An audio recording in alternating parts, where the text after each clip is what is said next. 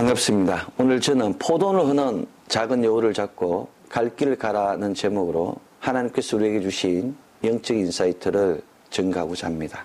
이 땅에 있는 모든 사람들은 각자의 길을 가고 있습니다. 이미 목적지에 도착한 사람도 있고 그 여정에 있는 사람도 있고 아직 출발하지 않은 사람도 있습니다. 그러나 목적지에 도착한 사람도 여정에 있는 사람도 아직 출발하지 않은 사람도 잊지 말아야 할 것이 있습니다. 목적지에 도착하였던 출발하지 않았던 그 일을 방해하고 해방하는 세력들이 있다는 것입니다. 그 어둠의 세력들, 우리는 그 어둠의 세력들을 작은 여우라고 부릅니다. 포도를 흐는 작은 여우들. 이 작은 여우들은 사람이 사는 곳, 어느 곳에든 존재합니다. 이 작은 여우들이 사람을 무너지게 하고 실족하게 하고 낭망하게 하며 슬픔에 빠지게 합니다. 작은 여우들의 공격은 환난과 고난으로 이어집니다.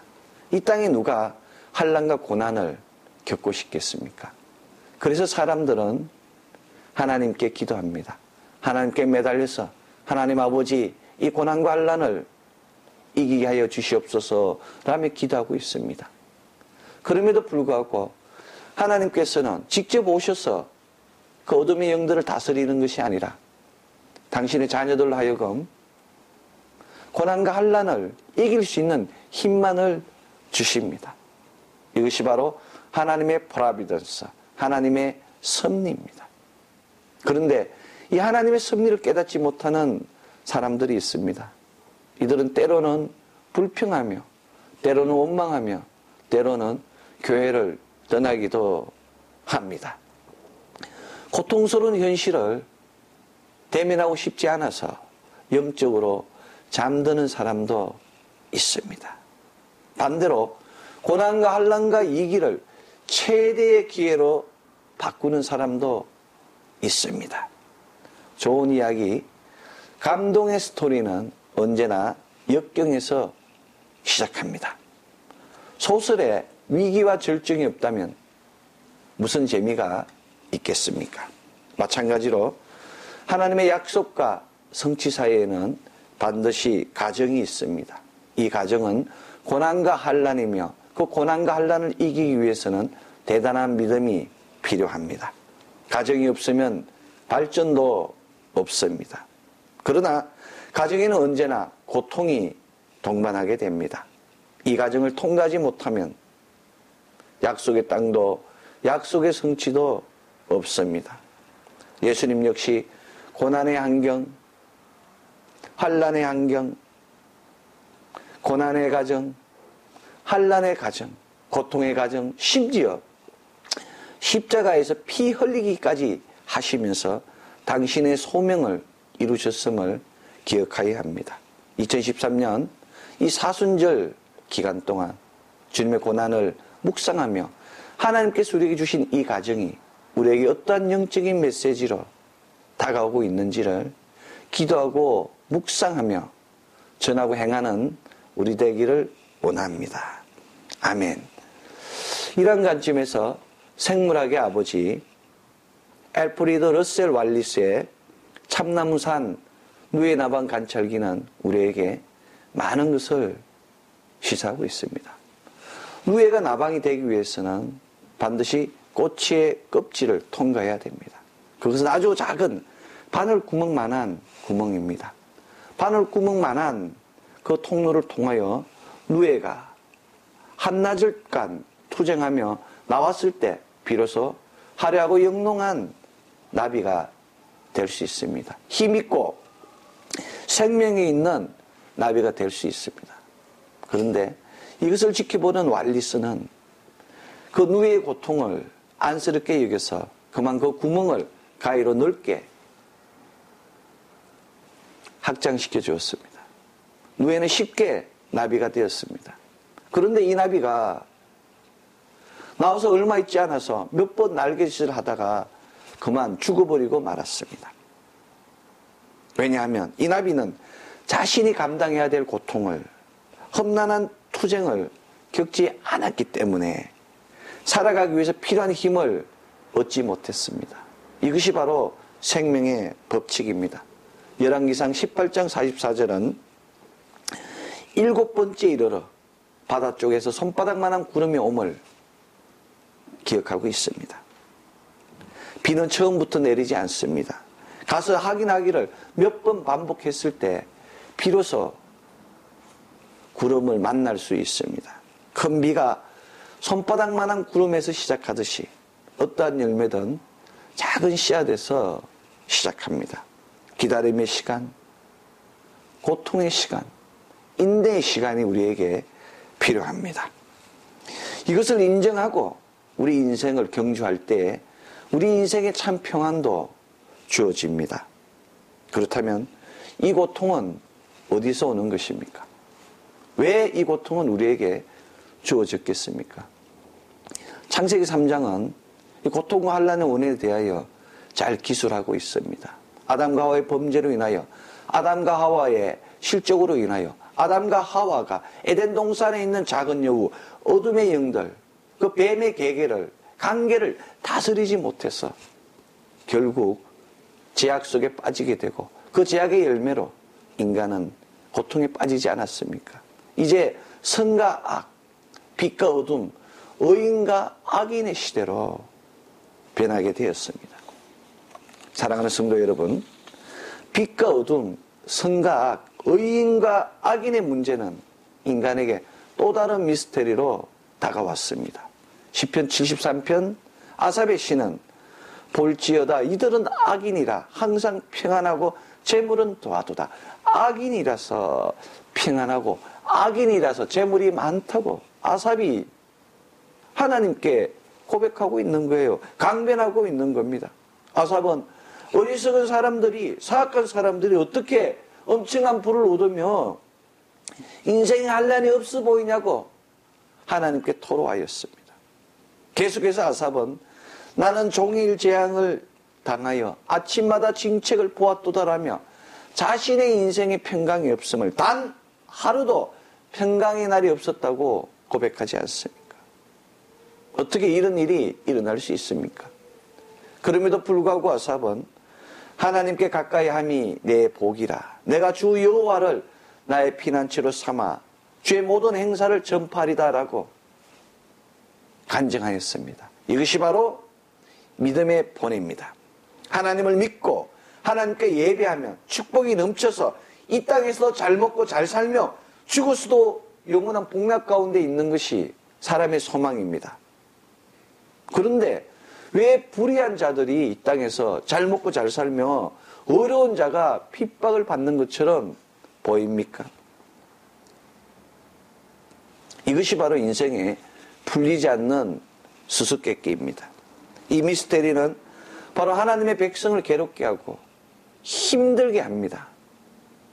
그러나 중요한 것은 우리를 힘들게 하고 괴롭게 하는 것은 하나님이 아니라 바로 고난과 환난 뒤에 있는 대적 마귀라는 사실입니다. 사단이라는 사실입니다. 이 사단은 눈으로 볼 수도, 귀로 들을 수도, 손으로 만질 수도 없습니다.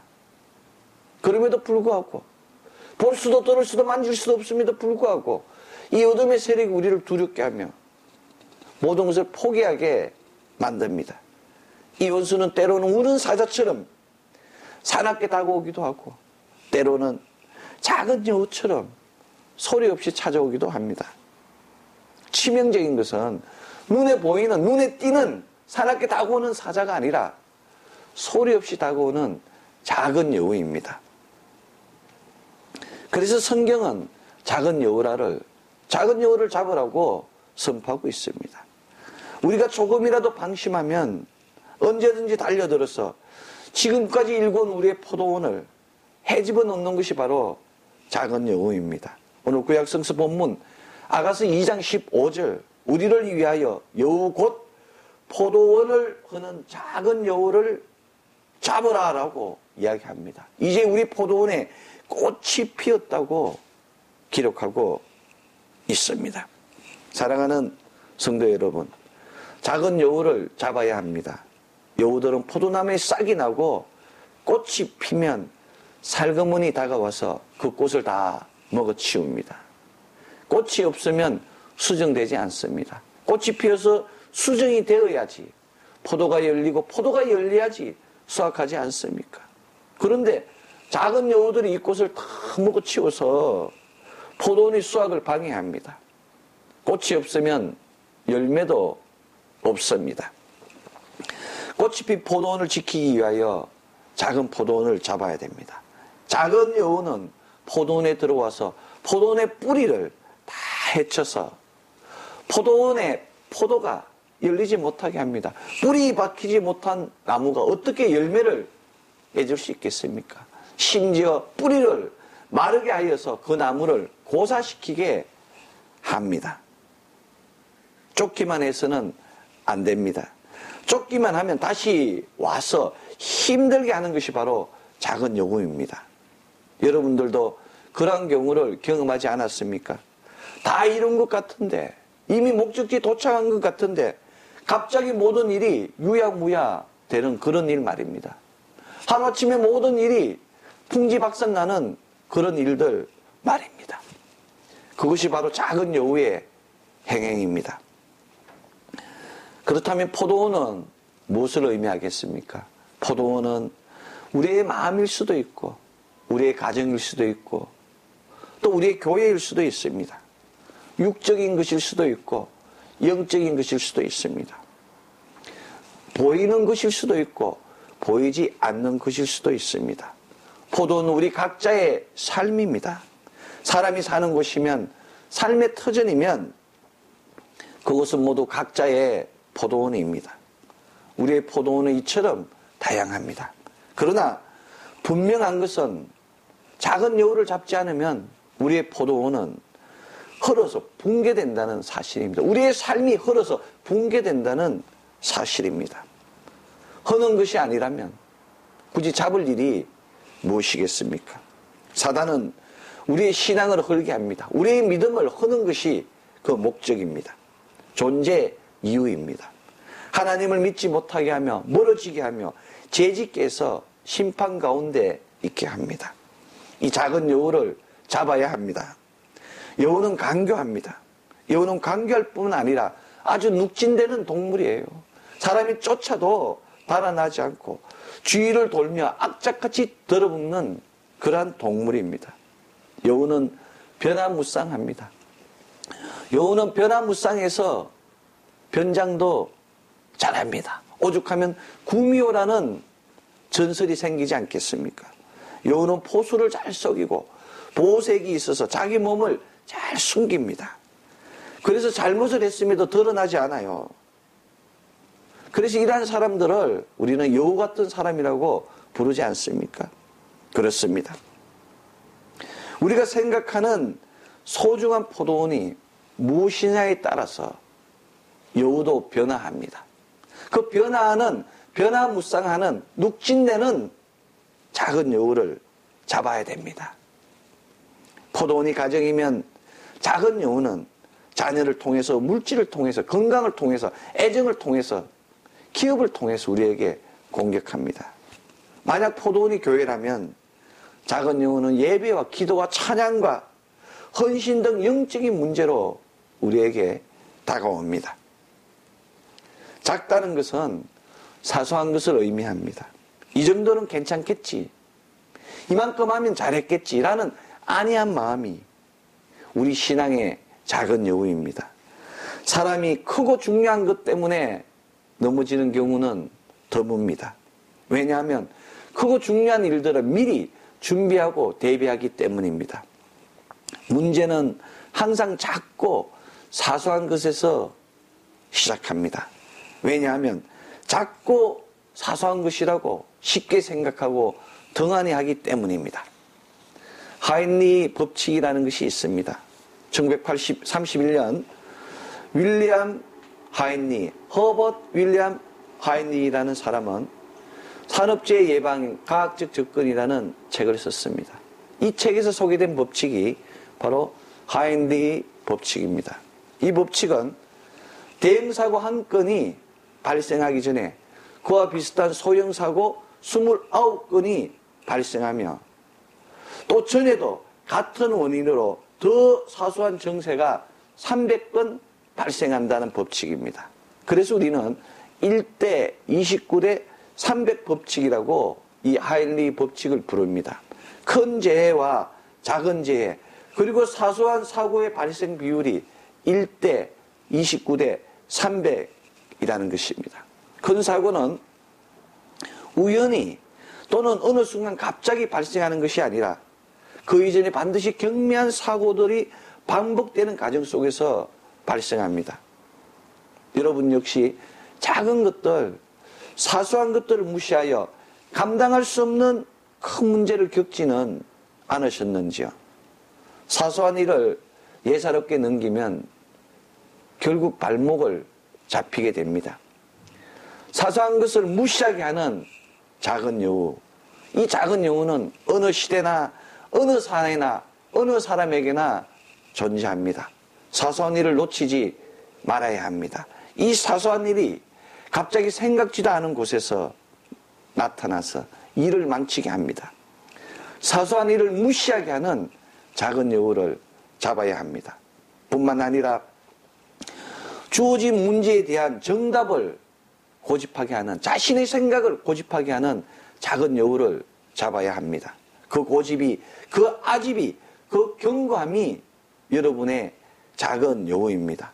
고집이 정말 중요한 사소한 것을 못 보게 합니다. 인생에 있어서 정답은 없습니다.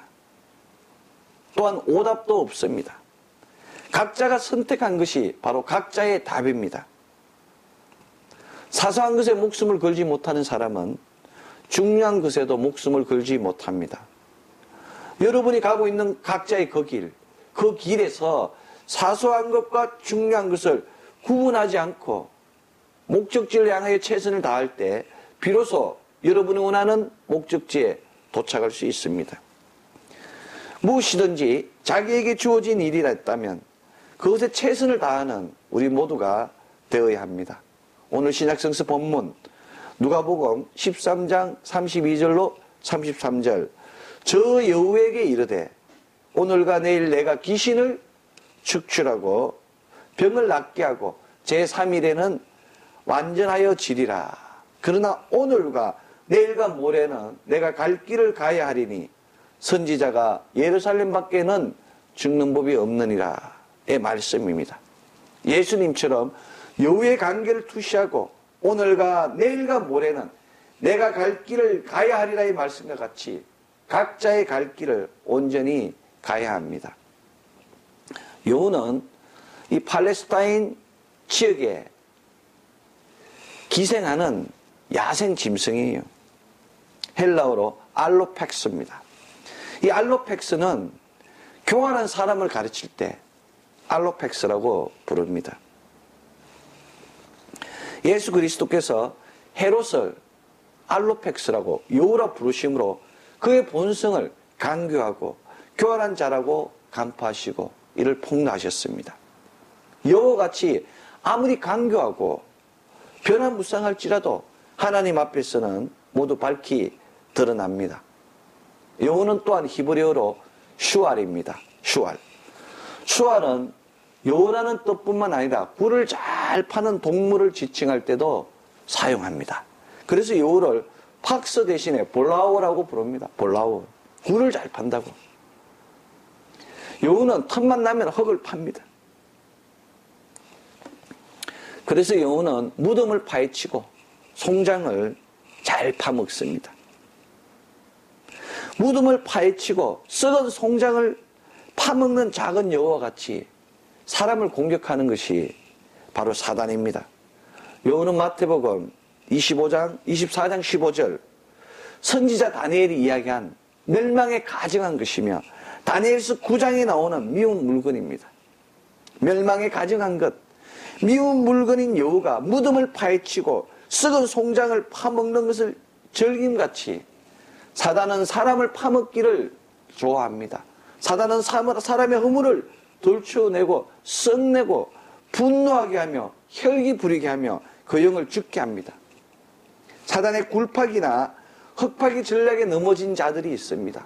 우리는 이들을 귀신 들린 자라고 부릅니다. 그렇다면 굴은 무엇이겠습니까? 굴은 곧 짐승의 환경입니다. 짐승 환경에서 사는 짐승의 삶을 우리는 굴속 같다고 이야기합니다. 굴은 짐승들이 거처하는 곳, 장소가 될 수도 있으며 세상 문화와 간섭과 이론이 될 수가 있습니다. 굴은 히브리어로 메아라입니다. 메아라. 메아라는 어둠 가운데 있는 환경을 의미합니다. 사단은 바로 이 메아라에서 어둠 속에서 생활합니다. 어둠은 사단의 영역입니다. 놀랍게도 여우도 밤을 좋아해요. 여우는 낮에 출몰하지 않습니다. 밤에 잘 출몰하지 않습니까? 밤에 활동합니다. 정말 여우와 사단은 너무나 비슷해요. 어둠을 좋아하고 밤을 좋아하는 사람은 사단과 같이 어두운 일만 행하며 세상을 향하여 잘못을 저지르는 자입니다. 아담이 범죄한 후 하나님의 낯을 피하여 무화과 나무 그 어두운 그늘 사이에 몸을 숨기지 않았습니까? 어둠은 실패와 제약의 그림자입니다. 우리 삶의 어둠을 버려야 합니다. 우리 삶에 있어서 어둠이라는 작은 여우를 잡아야 합니다. 나의 환경이 어둠 가운데 있다면 이제 커튼을 올리고 창문을 열어서 빛의 환경으로 변화시켜야 합니다. 어둠이 짙은 곳은 굴입니다. 어둠이 짙은 곳은 짐승들이 우거하는 굴입니다. 우리 삶의 굴을 버려야 합니다. 우리 삶의 굴이라는 작은 여우를 잡아야 합니다. 잡지 못하면 감당하지 못할 큰 재앙으로 우리에게 다가옵니다. 창세기 19장 30절은 롯이 소알에 거하기를 두려워하여 두 딸과 함께 소알에서 나와 산에 올라 거하되 그 두 딸과 함께 굴에 거하더니, 하나님께서 롯의 가족을 구원해 주시지 않았습니까? 그런데 이 롯이 소알 도시에 있어야 되는데 사람과 섞이지 않고 산에 올라가 두 딸과 굴 속에 있었다고 기록하고 있습니다. 롯이 참된 사람의 길을 포기하고 짐승의 길을 선택했음을 증가하고 있습니다. 결국 굴 속에서 짐승보다 못한 더 가증한 일들이 일어나지 않았습니까? 롯의 두 딸이 아비로 말미암아 잉태해서 모압에게 모압 족속이 나타나고 베냐민에게 암몬 족속이 나타나지 않았습니까? 이 모압 족속과 암몬 족속, 이 굴 속에서 일어난 가증한 일들이 우리 인류에게 시한폭탄으로 지금 늘 분쟁과 다툼과 전쟁과 저주가 끊이지 않는 무서운 일로 다가오지 않았습니까? 이처럼 하인리 법칙을 무시하면, 작은 여우를 잡지 않으면 무서운 재앙을 맞이하게 합니다. 이제 우리 마음을 허는, 우리 교회를 허는, 우리 포도원을 허는 멸망에 가증한 미운 물건인 작은 여우를 잡아야 합니다. 이 작은 여우를 잡지 못하면 꽃도 없으며 열매도 없으며 때가 되어 추수할 것이라는 소망도 사라집니다. 미운 물건, 작은 여우는 소망을 포기하게 하며 극단적인 상태로 달리게 합니다. 또한 여우는 흙에서 굴러서 파이처럼 변장한 후 날짐승이 와서 앉으면은 잡아먹습니다. 여우는 이처럼 유혹해서 죽음에 빠지게 합니다. 여우의 근성은 사단의 근성과 같습니다. 사람 속의 작은 여우는 모든 것을 포기하고 떠나라고 유혹합니다. 불행을 벗어나기 위해서, 고통을 벗어나기 위해서 지금 있는 자리에서 도망치라고 유혹합니다. 그래서 사람들을 자살하게 하고 일확천금을 꿈꾸며 도박이나 경마에 빠지게 합니다. 이것이 바로 작은 여우의 관계입니다. 이것이 바로 작은 여우의 유혹의 메시지입니다. 마치 선악과를 유혹하는 뱀의 유혹과 같은 것입니다. 지금 이 시간에도 작은 여우 같은 사단은 먹으면 눈이 밝아질 것이라고 사람들을 유혹하고 있습니다. 그러나 선악과를 먹는 순간 이미 가지고 있는 모든 것을 다 잃어버리게 됩니다. 낙원에서 쫓겨나게 됩니다. 작은 여우는 행복을 위해서 기존의 틀을 깨야 된다고, 네가 가지고 있는 지금의 길을 돌아서 가야 한다고, 이 사회에서 일탈하라고 강력하게 유혹하고 있습니다. 작은 여우 같은 사단은 사람의 길을 얇게 만듭니다. 작은 여우 같은 사단은 사람의 길을 팔랑귀로 만듭니다. 작은 여우를 잡아야 합니다. 작은 여우를 잡고 주님께서 주신 그 근혜의 지팡이, 근혜의 말씀을 가지고 온전히 우리 나아갈 길을 행하여야 됩니다. 모세는 지팡이를 들고 다녔습니다. 지팡이는 모세의 사명을 상징하는 것입니다. 모세가 지팡이를 던지니 뱀이 되었습니다. 근혜의 지팡이가 이제 나를 공격하는, 사람을 해하는 해악된 동물로 변한 것입니다. 그러나 다시 뱀 꼬리를 잡았을 때 뱀은 지팡이가 되었습니다. 나에게 주어진 그 문제를 내가 집중하고 나아갔을 때 하나님의 권능이 나타나는 것이며, 포기하고 내려놓았을 때 그것은 나에게 또 다른 무게로 다가오는 것입니다. 주님이 있으라는 그 자리에 있어야 합니다. 그 자리에 있을 때 꽃이 피고 열매 맺을 수 있습니다. 세상은 불공평하지만 삶은 언제나 공평하다는 사실을 기억해야 됩니다. 지금 이 시간 우리 마음속에 있는 작은 여우들, 유혹의 여우들, 강교함의 여우들, 변화무쌍함의 여우들, 사소한 것을 가볍게 생각하는 작은 여우들을 잡아야 합니다. 우리를 포기하게 하고 다투게 하고 비참하게 만드는 작은 여우들을 잡아야 합니다. 오늘 구약성서 본문 아가서 2장 15절의 말씀, 우리를 위하여 여우, 곧 포도를 흐는 작은 여우들을 잡으라는 그 말씀, 우리 포도원에 꽃이 피었다, 이제 때가 되었다는 그 말씀을 기억하고 작은 여우를 잡는 우리 되기 원합니다. 쫓아내는 것이 아니라 잡아서 없애는 우리 되기 원합니다. 나의 믿음 생활, 교회 생활, 하나님 왕국을 해방하는 그 모든 그는 작은 여우를 잡는 우리 모두 되기를 예수 그리스도 이름으로 축원합니다. 기도하겠습니다.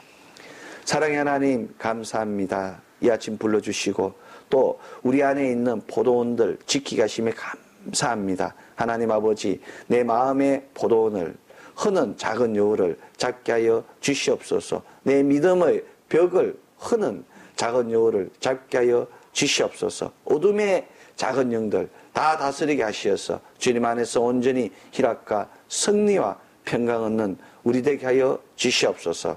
감사드리며 예수 그리스도 이름으로 기도합니다. 아멘.